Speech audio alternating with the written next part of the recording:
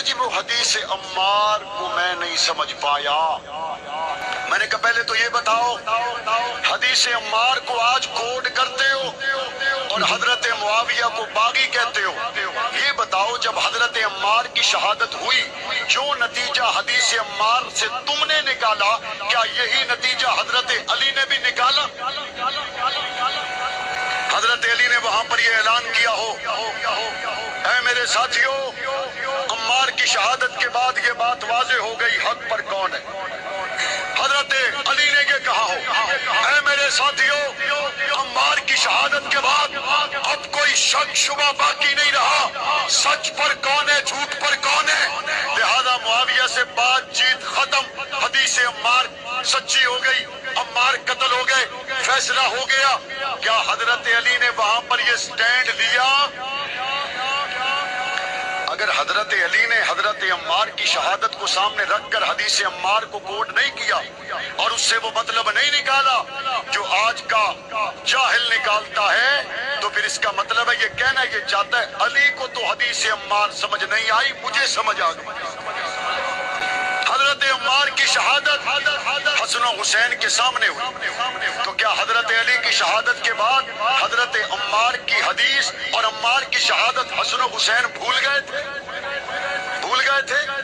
تو پھر انہوں نے تو حضرت معاویہ کے ہاتھ پہ بیعت کر لی.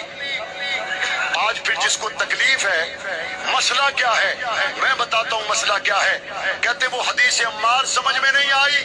جو واقعی سمجھنے کے لیے چاہتا ہو اس کو سمجھ آئے گی جو سمجھنا ہی نہ چاہتا ہو اس کا علاج نہیں ہے.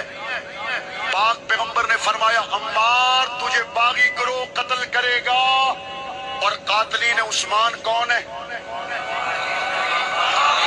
قاتلین عثمان کون ہے؟ اور بلند آواز سے بتائیں کون ہے؟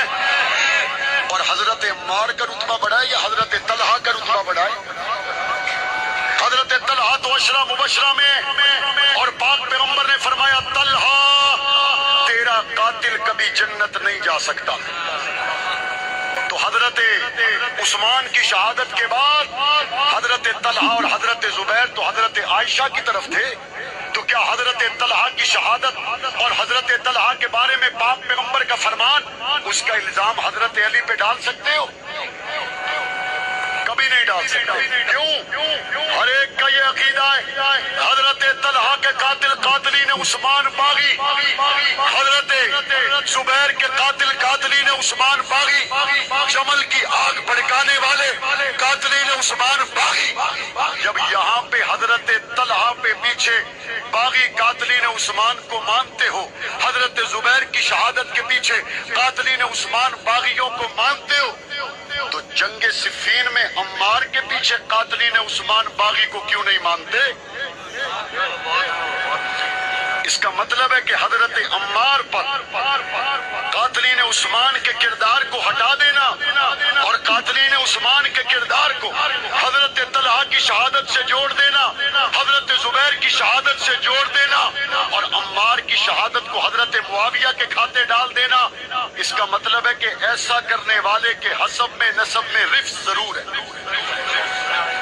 ورنہ جس کے حسب نسب میں رفض نہ ہو اس کو پتا ہے کہ قاتلین عثمان باغی ہیں اور حضرت حسن و حسین نے حضرت معاویہ کے ہاتھ پہ بیعت کر کے بتا دیا علی ہمارا ابا ہے معاویہ ہمارا چچا ہے دونوں بھائی بھائی ہیں لڑانے والے سبائی. انہیں ساری پر مکا نہیں دیتی ساری گل طے ہو نہیں گئی.